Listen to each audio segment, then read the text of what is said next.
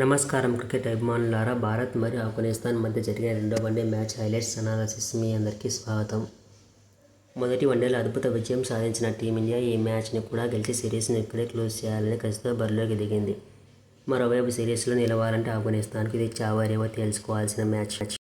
Toss గెలిచిన Afghanistan captain ఎలాంటి సంకోచం లేకుండా మొదట ఫీల్డింగ్ ఎంచుకున్నాడు. భారత్ను తక్కువ స్కోర్కి ఆలౌట్ చేయాలనేది వారి ప్లాన్. ఇక భారత జట్టు విషయానికి వస్తే ఈ మ్యాచ్ కోసం టీమిండియా మేనేజ్మెంట్ 3 కీలక మార్పులు చేసింది. యశస్వీ జైస్వాల్, కుల్దీప్ యాదవ్ మరియు యువ ఆటగాడు ప్రిన్స్ యాదవ్ జట్టులోకి వచ్చారు.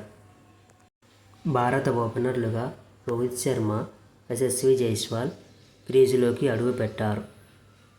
ఆఫ్ఘనిస్తాన్ తరపున ఫజల్ ఫరూకీ మొదటి ఓవర్ వేయడానికి సిద్ధమయ్యాడు.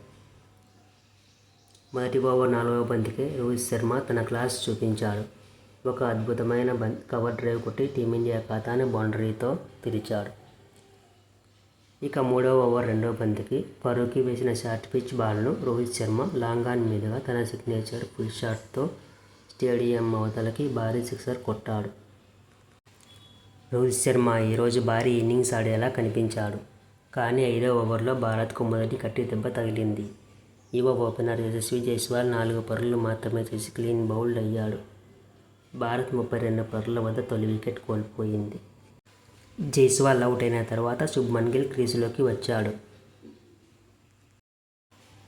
రోహిత్ శర్మతో కలిసి స్కోర్ బోర్డును పరుగులు పెట్టించాడు. కానీ రోహిత్ శర్మ 48 పరుగుల వద్ద ఒక చిన్న పొరపాటుతో హాఫ్ సెంచరీ మిస్ చేసుకొని అవుట్ అయ్యాడు. తర్వాత ఇషాన్ కిషన్ క్రీజులోకి వచ్చాడు. ఇక్కడి నుంచి మ్యాచ్ పూర్తిగా మారిపోయింది.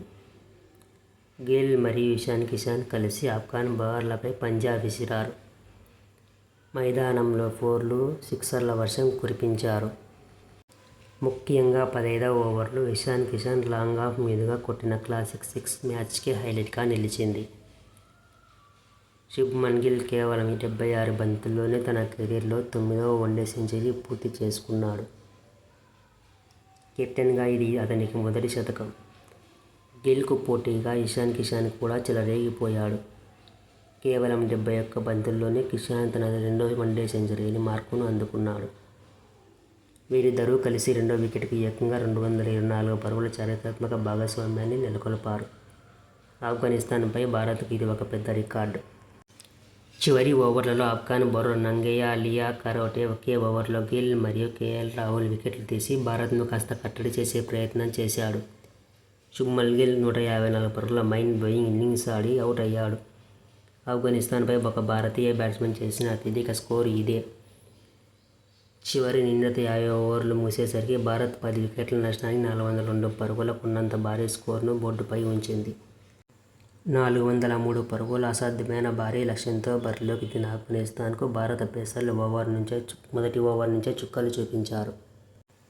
ఓపెనర్లుగా రహమాన్, గుర్బాజ్ 2వ ఓవర్లోనే హర్షదీప్ సింగ్కు ఒక 6 కొట్టి దూకుడుగా ఆడే ప్రయత్నం చేశాడు. కానీ 5వ ఓవర్లో గుర్నూర్ బ్రార్ వేసిన ఒక అద్భుతమైన ఇన్స్వింగర్ బాల్కు గుర్బాజ్ వికెట్ కీపర్ చేతికి చిక్కి అవుట్ అయ్యాడు. ప్రమాదకరమైన గుర్బాజ్ అవుట్ అవ్వడంతో ఆఫ్ఘనిస్తాన్ బ్యాటింగ్ ఆర్డర్ చేతులు ఎత్తేసింది. భారత యువ బౌలర్ ప్రిన్స్ యాదవ్ తన పదునైన స్పెల్తో మిడిల్ ఆర్డర్ను పూర్తిగా దెబ్బతీశాడు. ఆఫ్ఘన్ బ్యాట్స్మెన్ భారత బౌలింగ్ను ఎదుర్కోలేక తడబడ్డారు.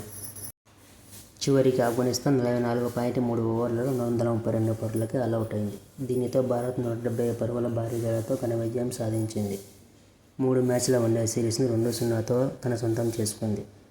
భారత బౌలర్లు హర్షదీప్ సింగ్కు, గుర్నూర్ బ్రార్కు చెరో 3 వికెట్లు తీసి మ్యాచ్ను తిప్పేయగా 154 పరుగులు చేసిన కెప్టెన్ శుభ్మన్ గిల్కు man of the match award లభించింది.